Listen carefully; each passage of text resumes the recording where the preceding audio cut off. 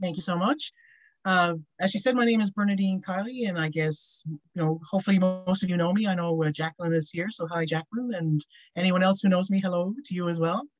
Um, I'm coming to you live from my beautiful downtown St. John's house, so it's because there's no power at my office at the former Newfoundland School for the Deaf. They've been without power all morning, so I had to come back.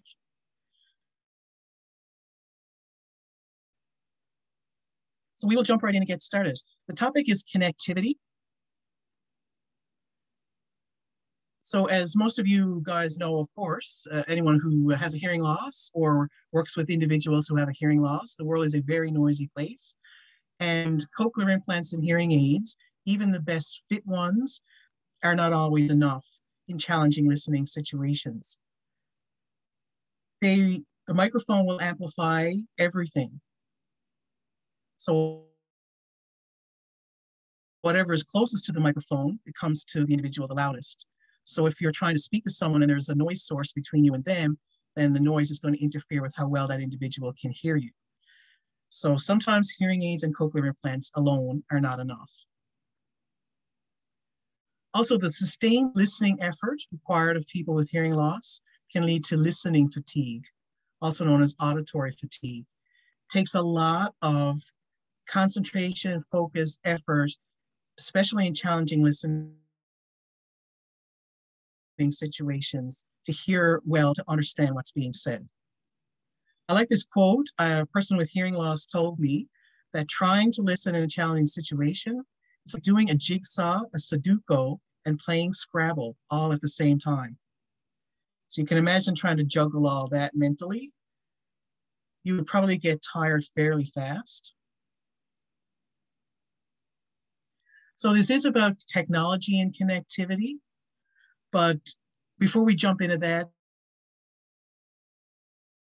there's some low-tech ways just to improve the listening environment, to reduce the stress and the auditory fatigue for someone, to make the listening environment less challenging. Reducing that background noise as much as possible, of course. Using what's called clear speech, speaking at a slightly reduced rate and a slightly louder volume. Certainly not speaking super slowly or raising your voice and shouting at an individual, because shouting can sometimes smear sounds acoustically and even reduce intelligibility more than the noise. And also speaking super slowly is just annoying and also interferes with lip reading that many people do as a habit to try to discern what's being said. So clear speech is basically kind of what I'm doing right now. Just slightly reduced rate, slightly reduced volume. Also be in an area where there's light on your face. I happen to have a window here that is providing some light. But if I had my computer oriented so that my back was to this window, my face would be in shadow and it would be tougher to see my expression and to lip read. So having light on my face just makes it easier for someone who's trying to listen. Obtaining a person's attention before you're sharing important information. So don't just say, I'll be back to get you at 4 o'clock. Make sure you say a person's name. Make sure they're listening and that they get the information. I will be back to get you at 4 o'clock. Using visual cues. Now, I mean, in the classroom, this can be things like obviously textbooks and things going on the whiteboard. But even in general social conversation, if you're asking someone, what time is it? They may miss that auditorily. But if you tap your wrist while you ask them, what time is it? It's just a visual cue. Most people, even without the words, would know you're asking them the time. So visual cues like that are helpful. And during group conversations, which are particularly challenging, identifying who is speaking or identifying a change in topic is also very helpful.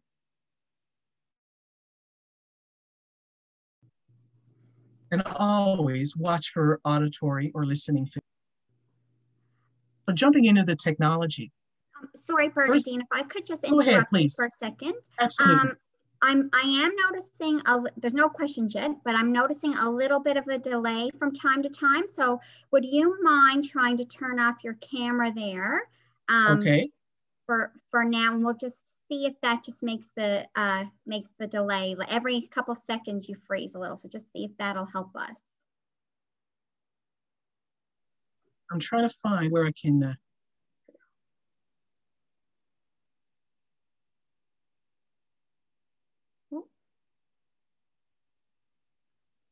If you click on the Zoom at the top of your screen, I think.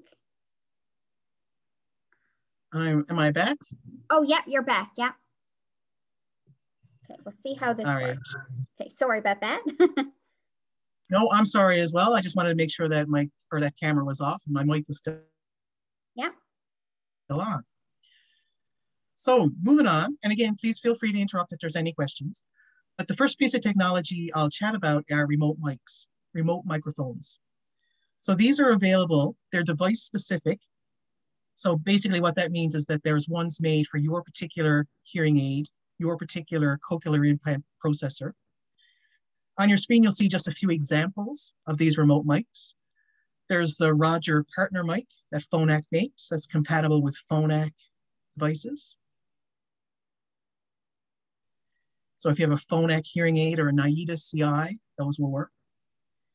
The Mini Mic 2 Plus, Cochlear Corporation. This is if you have a Nucleus cochlear implant processor. And the EduMic, which is the newest remote mic from Oticon. So if you have any Oticon hearing aids, this is the remote mic for you. So I didn't show pictures of all remote mic options, but basically they're available from your audiologist when you get your device, your implant processor, your hearing aids. And these can be paired by your audiologist with your particular hearing aid or cochlear implant processor. So they're roughly about the size of your thumb. They're pretty small. They clip on, and you can give them to an individual and they pick up that individual's voice and sends it directly to your device, so you hear them clearly.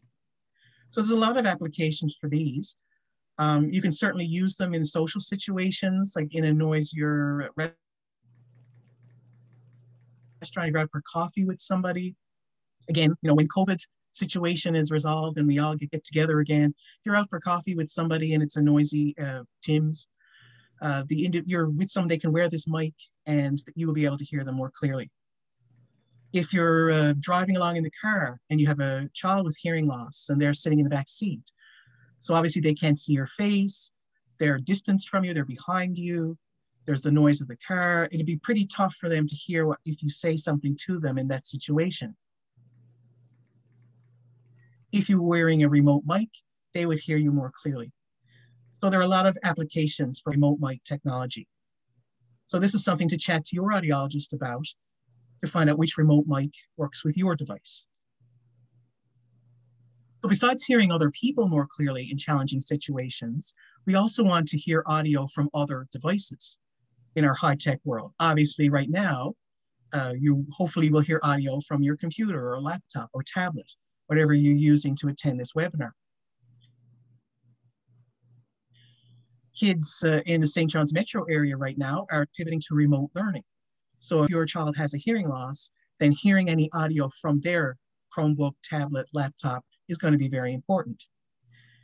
Newer hearing aids are often directly compatible with devices like iPhones and tablets and laptops. And they can be paired with these devices so that via Bluetooth, you hear audio from the device directly to your hearing aids. You can hear audio from the laptop, from your smartphone, from your tablet. Certain older hearing aids and certain cochlear implants require an additional streaming device to allow this connectivity.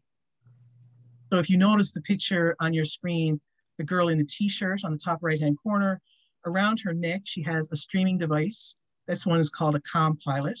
Again, there's a variety of these streaming devices, and they are specific to your hearing aid or cochlear implant.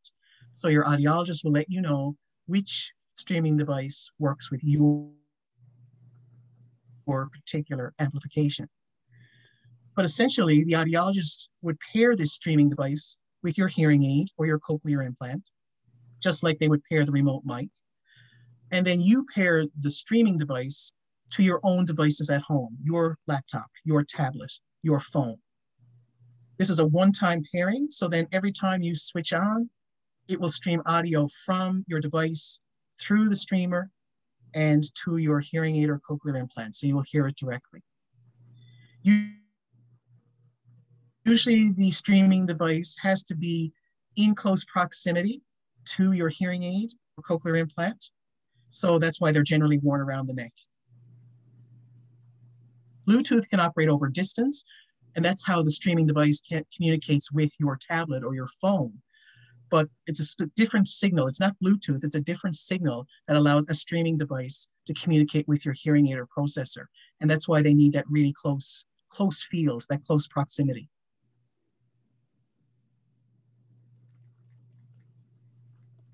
So here's a short video.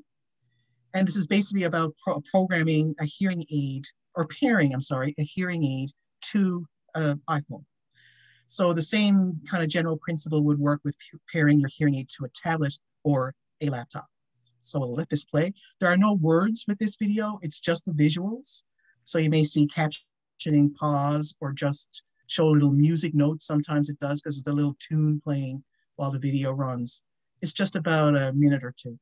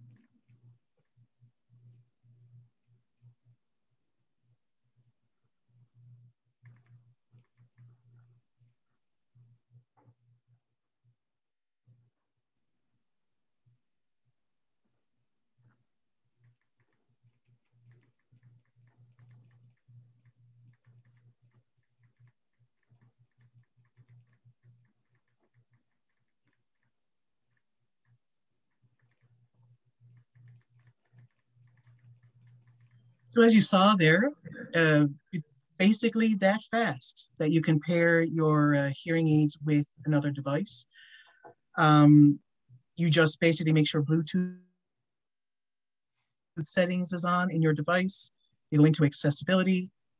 It always recommends you use new batteries or that your hearing aids or cochlear implants are fully charged.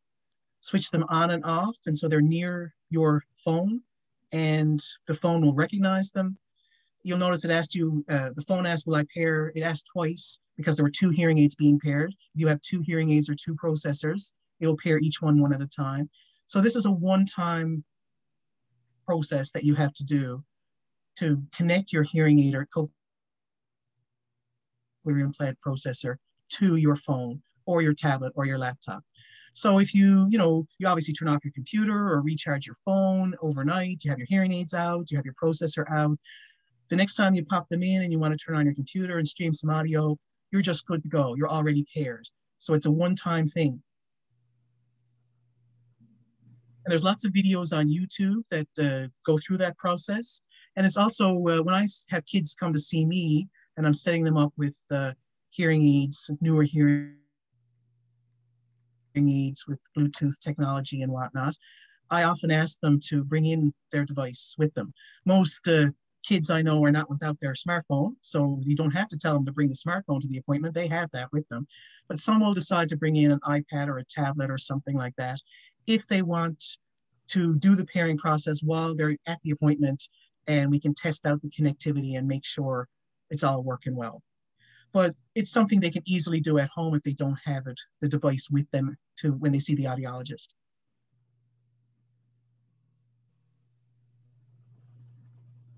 So on the screen right now is there's the EduMic, which is the remote mic from Oticon. and also more traditional FM gear that the company Oticon also makes. So kids in the classroom, a lot of kids that I would follow, would use an FM system like the one on the right. It's a mic transmitter that's worn by the teacher. And the small silver devices you see underneath there are FM receivers. So there's a couple of different examples of what they can look like. The receiver connects directly to your hearing aid or to your cochlear implant processor. These are, some are designed specifically for a specific device, but others are more universal. And there's a small piece that goes between the two to connect them. So a specific piece that attaches to your hearing aid or your processor could be an audio shoe, could be a FM sleeve, depends on what device you're using. But there's this device-specific piece, and then you plug in the FM receiver to it. So the Department of Education provides FM systems to students in kindergarten to grade 12 who qualify. FM systems can also be purchased through hearing aid dealers. And as you probably know, the Canadian Hard of Hearing Association maintains a library of assistive tech devices. So be sure to check with them about what devices are available for you to trial on loan basis. Also though, be sure to check with them about their COVID-19 procedures about loaning out devices. So here's another system. On the left side of your screen there, it's a mic transmitter again. There are two small silver receivers. This is made by Phonak, a different company. It's called a Roger system. Besides the transmitter pictured with the receivers, there's a variety of different Roger transmitters. The one on the right side of your screen is called a Roger pen because it looks like a pen, but it can be worn around the neck and transmit a signal to the individual who is wearing the receivers. Again, the Roger receivers would connect to your hearing aid, usually using an audio shoe. There are certain Roger receivers that look very different from the ones pictured that are designed specifically to connect to a cochlear implant. So again, it's very device specific.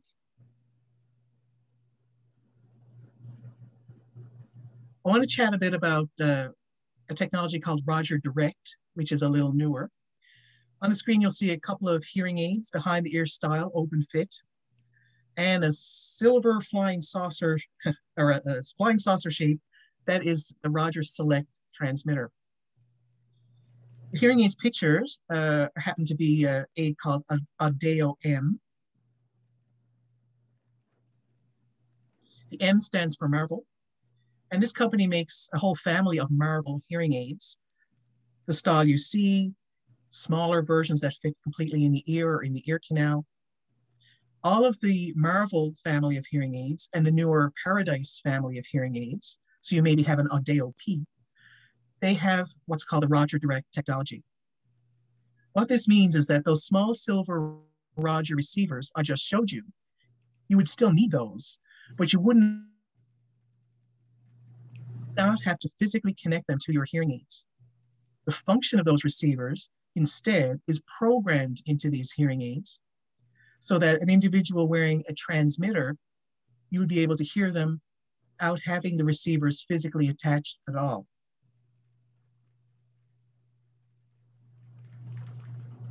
So the Roger Select transmitter is a super versatile transmitter. It's one I often recommend to students who are, like say, leaving high school, transitioning to post-secondary studies. You can see it there sitting on its charger. So it's a rechargeable transmitter. It can be worn around the neck, as the lady is there on the right of your screen, chatting to her friend who wears hearing aids. It also has a little magnetic clip, so you can position it anywhere on your clothing and attach it that way. It also plugs into laptops, computers, tablets. As you can see, also the picture of the young girl on the top left of your screen She looks like she's engaged in some remote learning right there. She's taken a class, and any audio from that lesson is being streamed directly to her cochlear implant from this little select transmitter. The last image of it shows someone placing it there on a table. This transmitter has technology similar to your smartphone. If you're reading a text or looking at video or an image on your smartphone, and you change the orientation of your phone, the words or the picture rotate and change with it. So you're always looking at it in the right direction. This technology that allows the phone to know it's moved around and adjust the picture or the text is an accelerometer. This accelerometer technology is also inside the Rogers Select transmitter. It knows if it's connected to clothing or hanging around the neck, and so it will adjust its microphone array to pick up sound from the speaker wearing the device. As soon as you lay it on a tabletop, it recognizes that it's now changed position and automatically switches to conference mic mode. So all around the circle is a multi-microphone array, which will pick up the speaker from a group of people sitting around. So it's super versatile. You can imagine for a student or for any individual who's in a lot of different listening situations, who wants something that's lightweight, easy to wear, that they can plug into various technologies, and that can move from individual situations to group work situations, to social situations like a study meeting or having coffee with your friends at Tim's. It's all automatic, as I said. You don't have to worry about changing any settings. Once you pick it up off the table and put it back around your neck, it automatically switches back. But if you are in a group and there's some really noisy people to one side, you can manually select, kind of narrow the focus of the microphone if you want to kind of not pick up noise. So even though it is automatic, you do have manual control as well. So it's a super versatile little transmitter. There's a variety of transmitters, as I say. We saw the picture of the pen and the little Rogers Select that's there. The traditional Roger touchscreen that almost looks like a smartphone. The larger squares you see there are tabletop mics that are kind of dedicated to just that meeting situation. If you're sitting around with a group and you want to hear what's being said at the group, whether that's a meeting at work, a study group, or at school, a staff meeting, sitting around a noisy table, having a meal with people, its function is to sit there and pick up the voices around it and send it directly to your hearing aids or cochlear implant processor. So it allows you to hear in those situations. So whenever we're kind of discussing connectivity and what kind of tech is going to work for you, it's not only what devices that you're wearing, it's also what's your day-to-day like? What kind of listening situations do you typically find yourself in? The answers to those questions will help you and your audiologist figure out what kind of technology is best for you and your unique situation. One more piece I will show you there is a TV connector, because watching TV or movies is a big part of people's life as well. Hearing the news, staying current. This will actually pair with your hearing aid or cochlear implant processor as well. You can physically plug this into the back of your TV. So this is an accessory that is available from your audiologist. And it will just basically allow you to listen to TV at your preferred volume. It's pretty simple. You can see a little power button there, volume up, volume down. So you can adjust it to your comfort and those other people in your house or your child's comfort. And those other people who are also watching TV with you can listen at their preferred volume. So no more cranking up the TV in order to hear it well, and everybody else saying it's too loud. So there was no interruptions with any questions. That's basically it for me in terms of my presentation. I'm pleased that some people could connect live, and I do know that this is being recorded. So hopefully when you hear it, here's some contact information for me please do get in touch. If you have any questions or comments or want to chat further about any of these technologies that are in this presentation, please send me an email or call my office, because the power will be back on, so I will be back there. Thank you so much, Bernadine. Thank you very much for you. That was very informative. It was my pleasure. I found all your pictures, just your explanations and your pictures and everything really helpful to understand the different devices. If it's okay with you, if we want to take just a couple minutes, if anybody does have any questions now after the presentation's done, if you like, you can type in the chat box. Is that okay with you, Bernadine, if we just wait a minute? Oh, that's absolutely okay. Okay, perfect. So if there's something you have a question about, feel free to type it in the chat box or our Q&A box.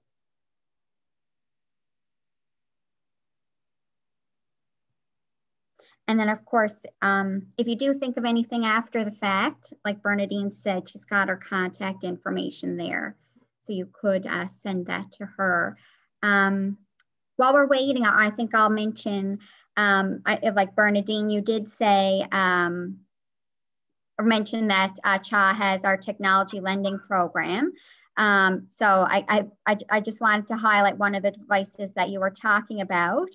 So we don't always have a lot of things that are specific to a particular hearing aid or cochlear implant, but one device that you talked about today, the Roger product. So we pretty much have all of those devices that Bernadine just mentioned and had pictures of. So if that's something you wanted to try for yourself or for your child, if you yourself happen to have hearing loss, or for your child, which of course is our focus for today, we do have that device in particular to loan. Yeah. Oh, Kim said, great presentation, Bernadine. Thank you, Kim.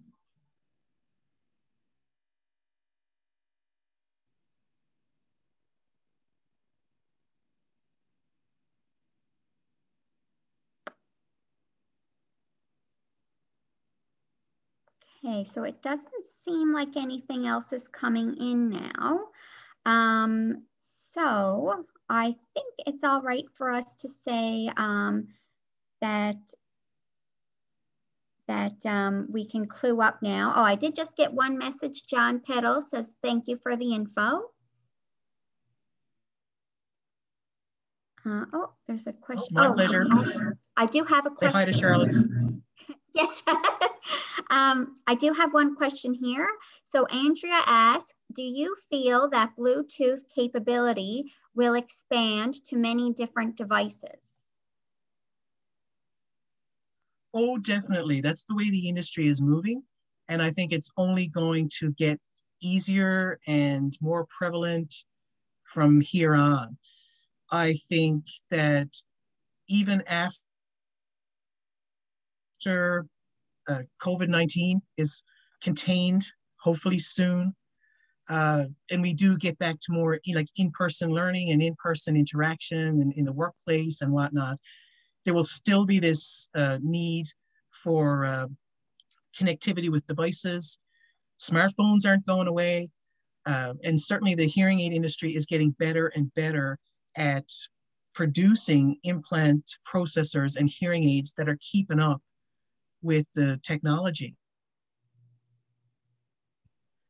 I've been an audiologist, oh my gosh, 21 years now. So 2000 was when I graduated from Dalhousie. So I'm getting old here. But just the pace of change in terms of the technology since I've been in practice, it's mind-blowing. Year to year, the advances they take huge leaps forward. Bluetooth came out and there were streaming devices, and now hearing aids don't need that external device and are more direct compatible. Everything is about improving, making the connection more seamless. So definitely Bluetooth is here to stay. Perfect. Yeah, that is a good question. I know lately, especially Andrea and myself have been getting a lot of questions about phones and things from people, like landline, work business phones, and Bluetooth. And it seems it's not quite there yet. Oh, Andrea, actually, I think No. talking about the same thing. I get a lot of people wanting to connect their hearing aids with their business telephone at work. Sometimes it's challenging to connect.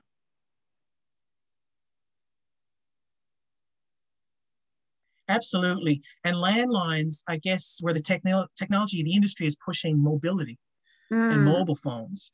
Landlines are getting less and less common. Like a lot of households don't have a landline anymore, but businesses still do. And I think they still will for at least the near future. I do know that there's a service that's available in the US, in Australia, and I actually think CHA is petitioning to have it available in Canada, that there's specific phones that individuals with hearing loss can get that have, just like this presentation, a real-time captioning option. So you would have your landline, and it actually comes with a small screen. So when your phone rings and you pick it up, whatever you say, whatever the caller says back to you, will appear in text form on that screen, just like the captioning is appearing in text form here in this presentation. So if you're chatting about an appointment that you're keeping, making plans with family and friends, all of that is going to be there available for you to read as well as listen to supplement what you're getting auditorily. And so you never kind of miss a trick when you're having a conversation on the phone or mishear people, because it's there. You can read it as well. So this is a service that's provided for landline users free of charge in Canada, or sorry, not in Canada yet, but like from, like you get a phone now, you get a landline like from Bell here and a phone number and whatnot. If you're an individual with a hearing loss, or there's an individual with hearing loss in your household, you'd be able to access one of these kinds of phones. Like I say, in the US and in Australia and New Zealand, they are just available. And I did know that CHA was petitioning the Canadian government to have them available in Canada as well. So I don't know the status of that petition, but currently not available in Canada. The landline phone. Yes, Andrea just commented, she said, yes, that would be amazing. I do remember that now too, actually, our national association, that they were petitioning the government. So I haven't heard any update either as to where that went, but I know it's on the radar as something that that would be really helpful here for Canadians with hearing loss. So that would really help. I find a lot of, right now people are asking about Bluetooth connections because I guess we hear about it. But yeah, like you said, right, it seems it's only accessible for mobility options. So landlines, a little bit of a struggle, but yeah, that kind of captioning, I think it's called cattell, if I remember right. If that was available in Canada, that would. You are correct. Yeah. Yeah, you're absolutely correct. Cattell is what it's called. And yeah, so I guess you could say it is on the radar. It was the National Association, the Canehard Hearing Association nationally, who was petitioning. And I guess, you know, there's so much on the go now. I guess it's well down on the radar. So that's delaying, you know, things. But yeah, it's a great kind of a bridging technology while there's still landlines and we have to depend on those for a lot of businesses and doctors' offices and whatnot. So dealing with these companies and stuff. But yeah, the Bluetooth and mobility, I think you'll see more and more of that sort of taken over in terms of communications technology. Yeah. And okay, Andrew has another question. Do you know of any amplified headsets for gaming for kids? Oh yeah, that's a good question. Parents that have asked us that on a number of occasions.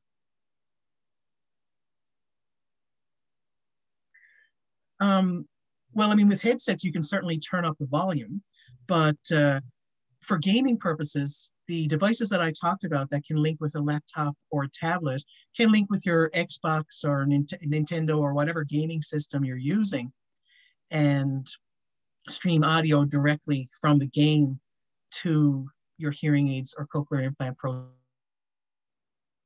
processor as well. So that's ideally how I connect kids with audio from gaming systems. is via Bluetooth. Most gaming systems have Bluetooth technology. Just like the phone, you go into their settings, make sure Bluetooth is on, and pair your processor or cochlear implant, or if you still use a streaming device with your particular hearing aids or implant processor, pairing that to your gaming system and getting your audio that way. It's better than like it's better than taking out your hearing aids or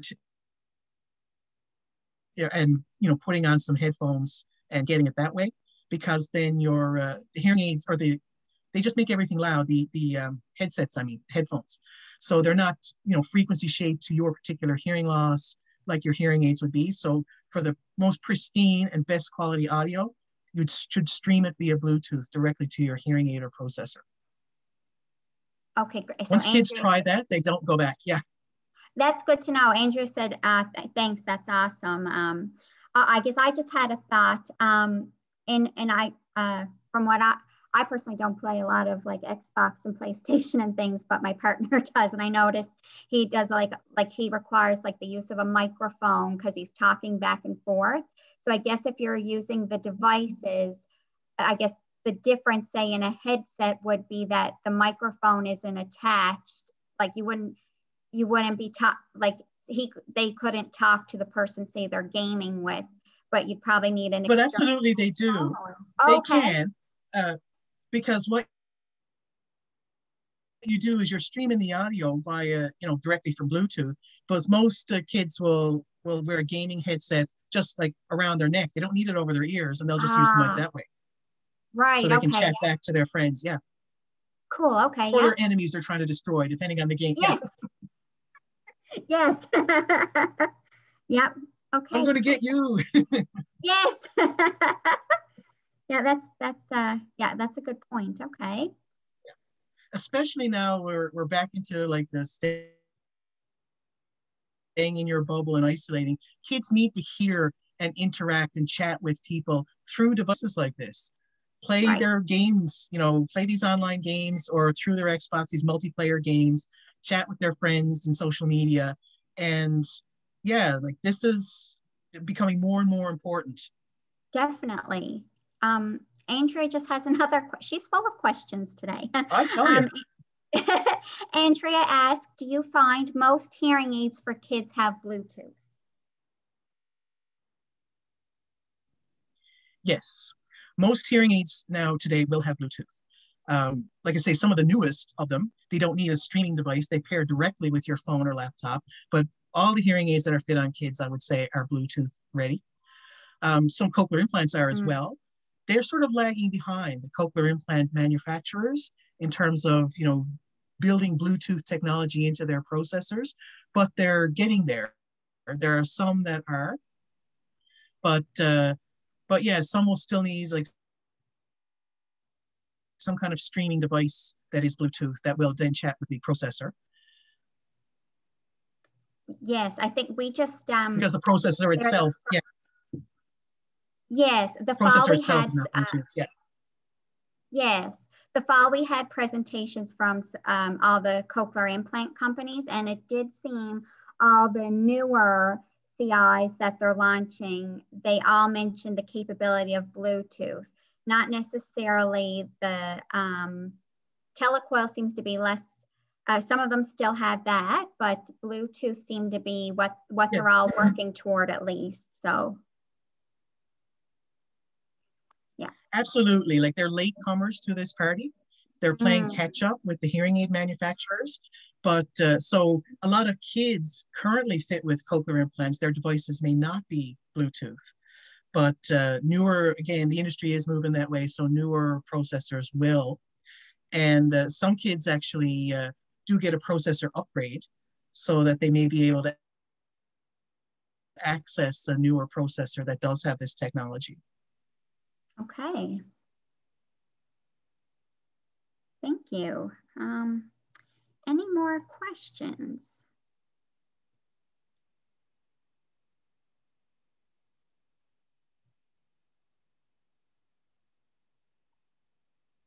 Okay, Andrea says, I am good, thank you. Are you sure?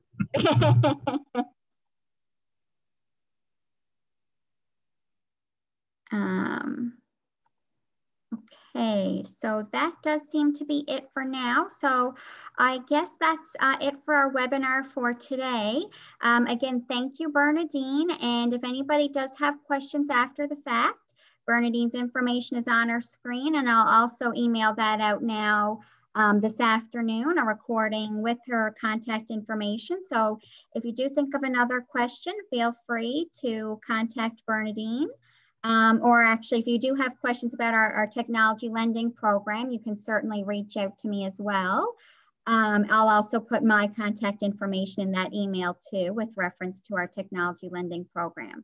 So you have two sources of contacts for questions if anything comes up later.